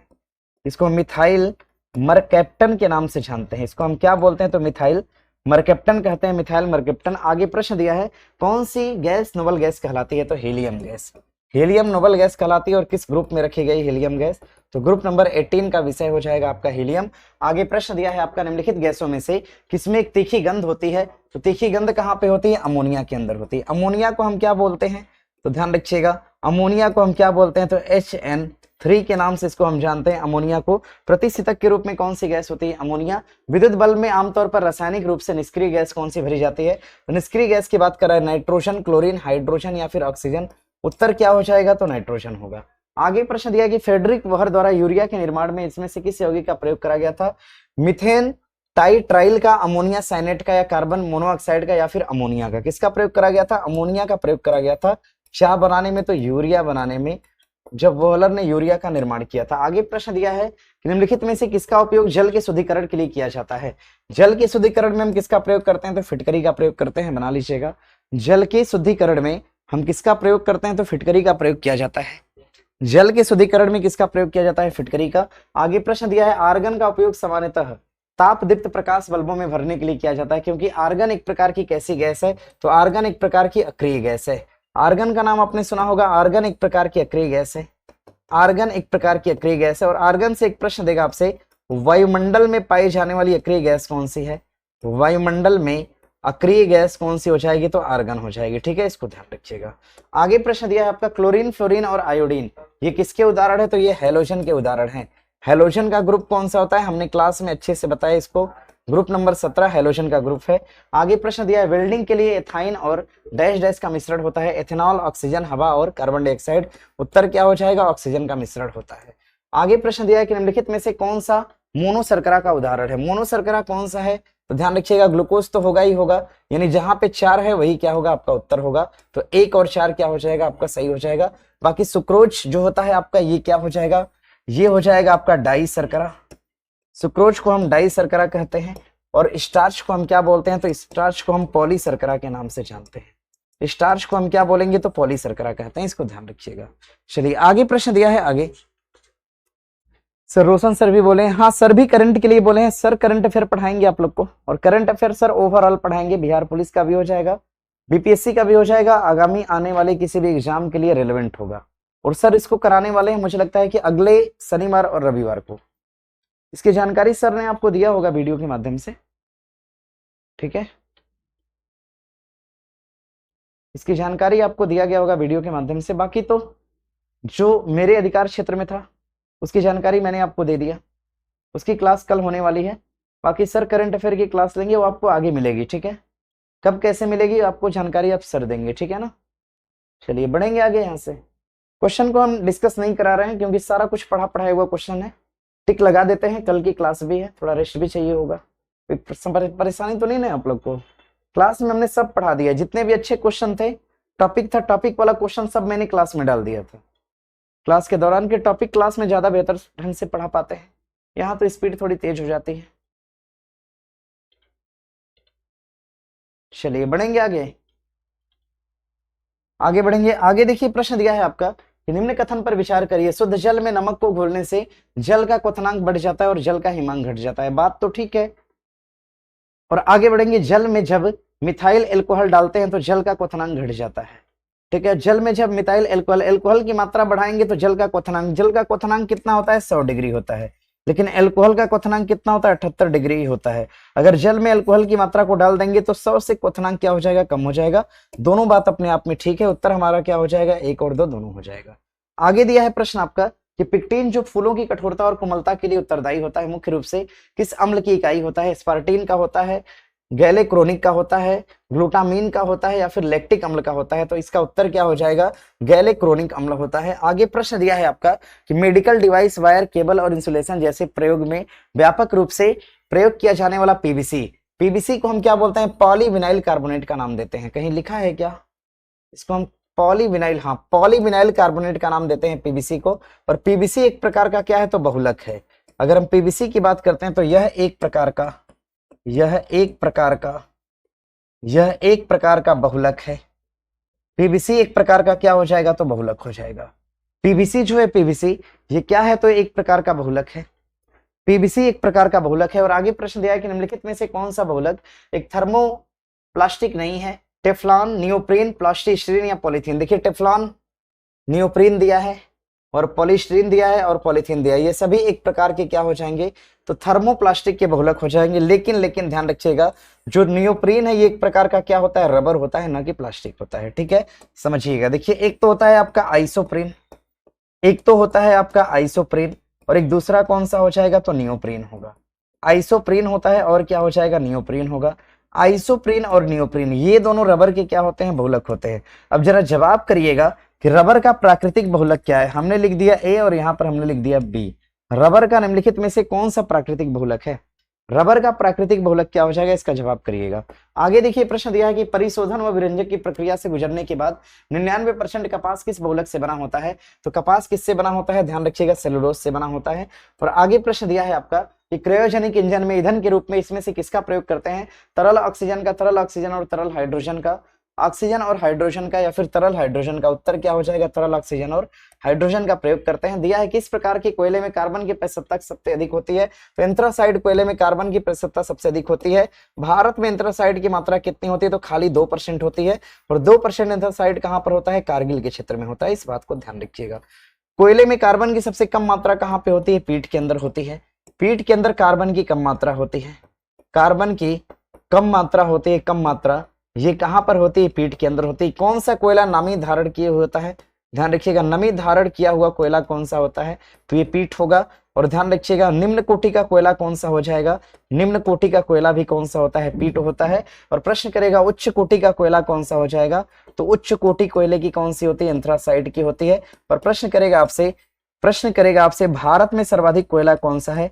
तो भारत में अगर हम सर्वाधिक कोयले की बात करते हैं, भारत में सर्वाधिक किस प्रकार का कोयला है? तो बिटुमिनस टाइप का है। गोंडवाना की चट्टान से कौन सा कोयला निकलता है? तो ध्यान रखिएगा, बिटुमिनस निकलता है। सर बी होगा, लंबा सा उत्तर कर रहे हैं, बी होगा। अच्छा बी होगा, कहाँ गया भाई, कितना पीछे हो गया। अच्छा बी होगा, नियोप्रीन। हमने क्या बोला था आपसे? प्राकृतिक बहुलक। कैसा बहुलक? रबर का प्राकृतिक बहुलक क्या हो जाएगा? रबर का प्राकृतिक बहुलक क्या होता है? नियोप्रीन होता है। और रबर का कृत्रिम बहुलक क्या हो जाएगा? तो ध्यान रखिएगा भैया, रबर का कृत्रिम बहुलक क्या हो जाएगा? तो आइसोप्रीन होगा। आते हैं अपने मूल क्वेश्चन पे, ठीक है, बढ़ेंगे आगे। आगे प्रश्न दिया है कार्बन और नमी की मात्रा के आधार पर कोयले की उच्चतम और न्यूनतम गुणवत्ता वाली किस्म कौन सी है? कोयले की उच्चतम गुणवत्ता वाली किस्म कौन है? एंथ्रासाइट है, एंथ्रासाइट। और निम्न गुणवत्ता कौन सी हो जाएगी? तो लिग्नाइट। पीट का नाम तो दिया ही नहीं है, तो हम यही उत्तर लगा देते हैं। उत्तर हमारा हो जाएगा सी। आगे प्रश्न, डैश डैश का उपयोग मोटर वाहनों में ईंधन के रूप में बढ़ रहा है? सीएनजी का प्रयोग बढ़ रहा है, या सीएनजी कंप्रेस्ड नेचुरल गैस का प्रयोग बढ़ रहा है, या फिर कार्बन नेचुरल गैस का प्रयोग बढ़ रहा है, या फिर सेंट्रल नेचुरल गैस, या फिर common natural gas, compressed natural gas, जिसको आप क्या बोलते हैं? तो सीएनजी के नाम से जानते हैं। ठीक है, इसको बना लीजिएगा। सीएनजी का प्रमुख घटक क्या होता है? तो इसका भी प्रमुख घटक क्या है? तो मीथेन होता है। आगे देखिए प्रश्न दिया है कि निम्नलिखित में से कौन सा गंधहीन, स्वादहीन और विषाक्त है? और यह 93.05% methane, nitrogen, carbon dioxide, propane और एथेन के अंश से बना है। क्या बना है भैया? गोबर गैस बना है, क्लोरीन बना है, एलपीजी बना है, या सीएनजी बना है? उत्तर क्या हो जाएगा? सीएनजी हो जाएगा। ठीक है, इसको बना लीजिएगा। गैर विषाक्त दिया है, यानी ये नुकसान नहीं पहुंचाता है। आगे प्रश्न दिया है आपका आगे कि सर्वोत्तम गुणवत्ता वाला कोयला 80 से 90% कार्बन जिसमें हो उसे हम क्या बोलते हैं? एंथ्रासाइड बोलते हैं। आगे प्रश्न दिया है कि फलों को कृत्रिम ढंग से पकाने के लिए निम्नलिखित में से किसका उपयोग करते हैं? देखो एक तो होता है आपका एथिलीन, क्या हो जाएगा? एक तो होता है एथिलीन, और दूसरा क्या हो जाएगा आपका? एसिटिलीन होगा, एसिटिलीन होगा। एक तो एथिलीन, दूसरा क्या होता है? एसिटिलीन। फलों को प्राकृतिक रूप से पकाने के लिए, प्राकृतिक रूप से फलों को पकाने के लिए फलों को प्राकृतिक रूप से पकाने के लिए क्या होता है, एथिलीन होता है। और फलों को कृत्रिम ढंग से पकाने के लिए, कृत्रिम रूप से, फलों को कृत्रिम रूप से पकाने के लिए क्या होता है, तो एसिटिलीन का प्रयोग करते हैं। ठीक है, अब देखिए भैया एक प्रश्न पूछा था यहाँ से, प्रश्न क्या दिया था, ध्यान रखिएगा। प्रश्न दिया था कि जो एसिटिलीन है, एसिटिलीन, एसिटिलीन जो गैस है, गैस, इसका निर्माण किससे होता है, तो आपने कैल्शियम कार्बाइड का नाम सुना होगा, आपने कैल्शियम कार्बाइड का नाम सुना होगा, कैल्शियम कार्बाइड, कार्बाइड तो सुना ही होगा, आम पकाने वाला। कैल्शियम कार्बाइड को अगर हम पानी के साथ घोलते हैं, अगर पानी के साथ घोलेंगे तो यहाँ से गैस रिलीज होती है जिसको हम एसिटिलीन गैस के नाम से जानते हैं। ठीक है, चलिए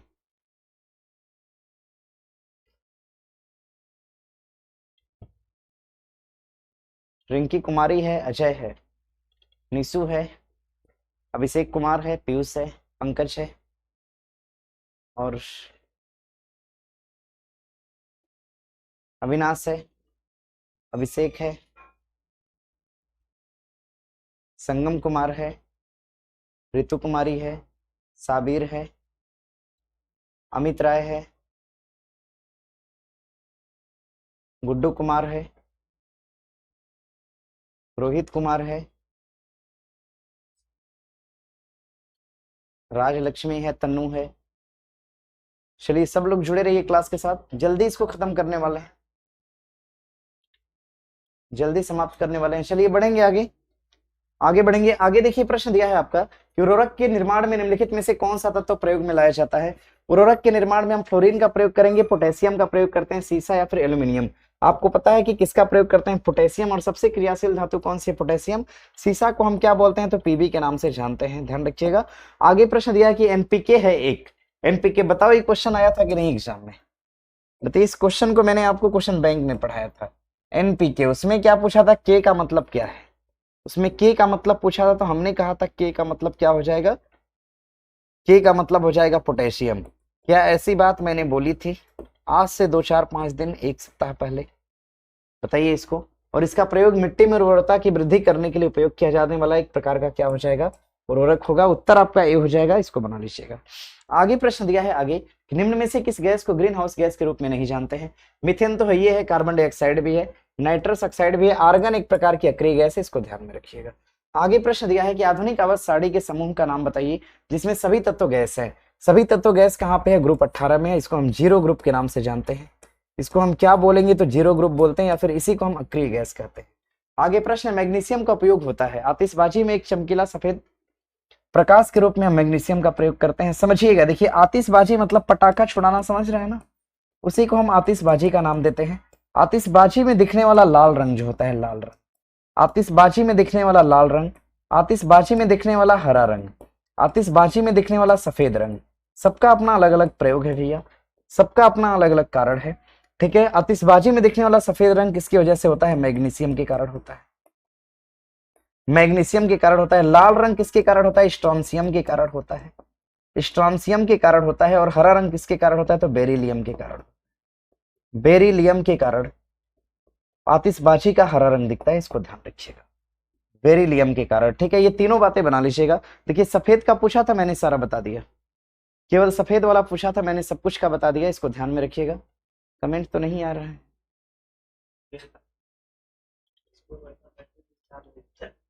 कोई समस्या होता है क्या इससे, अच्छा ठीक है, लगा दीजिए।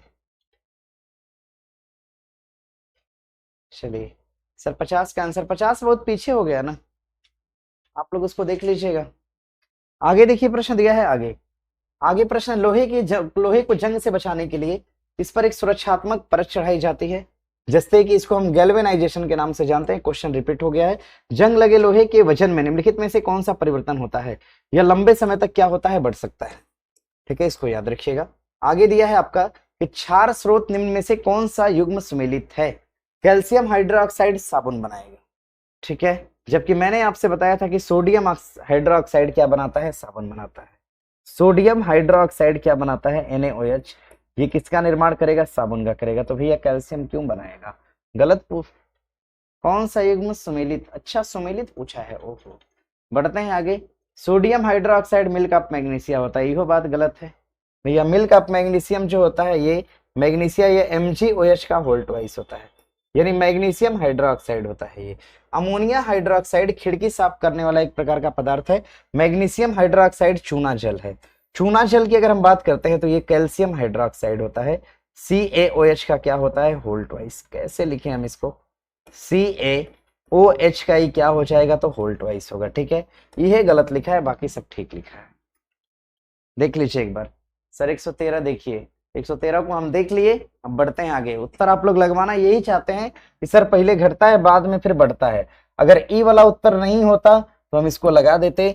अगर आपको बहुत मन है तो हम ए और सी उत्तर है ऐसा लिख सकते हैं। ठीक है, नहीं तो सार्वभौमिक अगर हमें सत्य उत्तर देना है तो आपका उत्तर क्या हो जाएगा, ए हो जाएगा। बढ़िए आगे। आगे दिया है जल में कैल्शियम अथवा मैग्नीशियम के घुलनशील लवण होते हैं, उसे हम क्या कहते हैं। तो कैल्शियम मैग्नीशियम घुलेगा तो जल को कठोरता प्रदान करता है। निम्नलिखित में से कौन सा अम्ल फलों तथा सब्जियों में नहीं पाया जाता। टार्टरिक अम्ल, साइट्रिक अम्ल, मेथनोइक अम्ल या ऑक्जेलिक अम्ल। ठीक है, ध्यान रखिएगा। टार्टरिक होता है, साइट्रिक होता है, ऑक्जेलिक होता है, मेथनोइक अम्ल नहीं होता, इसको ध्यान में रखिएगा। आगे प्रश्न दिया है कि निम्न में से कौन सा नियम गैस से संबंधित नहीं है। तो बयल का नियम, जूल का नियम, चार्ल्स का नियम या अवोगाद्रो का नियम। किसका नियम जो है संबंधित नहीं है, तो ध्यान रखिएगा जूल का नियम संबंधित नहीं है, बाकी सब नियम जो है गैस से संबंधित है। आगे दिया है कि संख्या संगठन का निम्नलिखित में से कौन सा युग्म सही है। परमाणु संख्या प्रोटॉन की संख्या होती है, ऐसा मैंने बताया था। और द्रव्यमान संख्या न्यूट्रॉन और प्रोटॉन की संख्या का क्या होता है, योग होता है। दोनों कथन क्या हो जाएगा, सही हो जाएगा। आगे प्रश्न दिया है कि निम्नलिखित में से कौन सा रेडियोधर्मी तत्व द्वारा उत्सर्जित धनात्मक रूप से आवेशित कण है। हमने बताया था आपसे अल्फा कण जो होता है, अल्फा कण होता है, एक कण होता है आपका बीटा और एक कण होता है आपका कौन सा, गामा होता है। रेडियो एक्टिव तत्वों में उत्सर्जित कण होते हैं ये। अल्फा कण पे आवेश कौन सा है, पॉजिटिव। बीटा कण पे आवेश कौन सा है, नेगेटिव। गामा कण जो होता है ये आवेशहीन कण होता है। आवेशहीन यानी हमारा उत्तर क्या हो जाएगा, तो अल्फा किरण हो जाएगा। ठीक है, बना लीजिएगा। आगे प्रश्न दिया है कि परमाणु के भीतर न्यूट्रॉन तथा प्रोटॉन पर आरोपित बल क्या कहलाता है। तो भैया न्यूट्रॉन और प्रोटॉन पर अगर बल अगर आरोपित होगा परमाणु के अंदर न्यूक्लियस पे, तो इसको हम नाभिकीय बल के नाम से जानते हैं। ठीक है, और सबसे बड़ा और स्ट्रांग बल कौन सा है, तो नाभिकीय बल है। इसको ध्यान में रखिएगा। ठीक है, चलिए बताइए, और बताइए कैसे हैं आप लोग, ठीक है। बताइए कैसे हैं, ठीक है सब लोग। सर दरोगा बैच में आपकी क्लास नहीं होती। दरोगा बैच में कहे नहीं क्लास, तो अभी ले रहे थे हम सेकंड बैच में कुछ दिन पहले।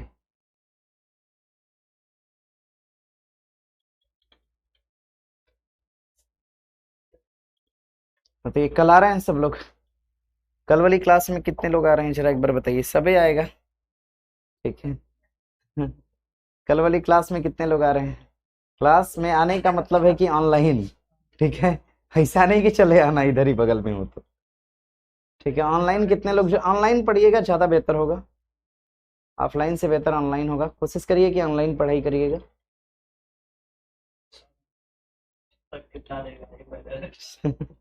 ठीक है, और आना है, और लास्ट तक टिकना भी है। रहता है ना इस समय, हाँ सब रहता है इस समय, पढ़ने का सबको जुनून है। और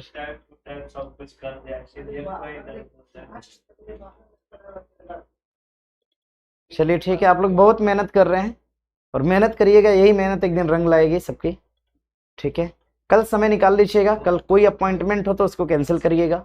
कल की क्लास में आप सबको रहना है। कल हम एकदम रिवीजन के पर्पज से आप लोग जुड़िएगा, ठीक है ना, कि रिवीजन हमें करना है, क्लास में जुड़ते हैं। रिवीजन के पर्पज से आपको जुड़ना है कल की क्लास में, ठीक है। चलिए ठीक है, कल की क्लास में आपसे फिर मिलते हैं 10 बजे। 10 बजे से या 10:15 से 5-10 मिनट डिले करके क्लास आपकी लगभग शुरू हो जाएगी। ठीक है, 10 बजे या 10:15 से क्लास आपकी शुरू होगी।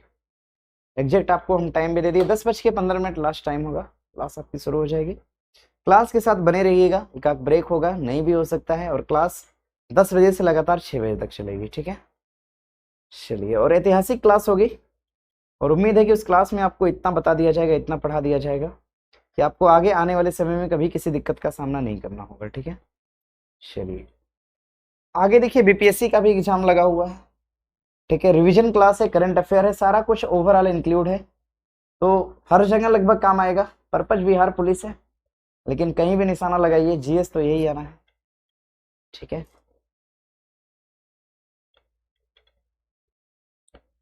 तो चलिए मिलेंगे कल। सर बोल दीजिए। अच्छा, क्या बोल दें हम। सब बोल रहा था आज कमेंट वाले में कि सर शायरी बोल दीजिए।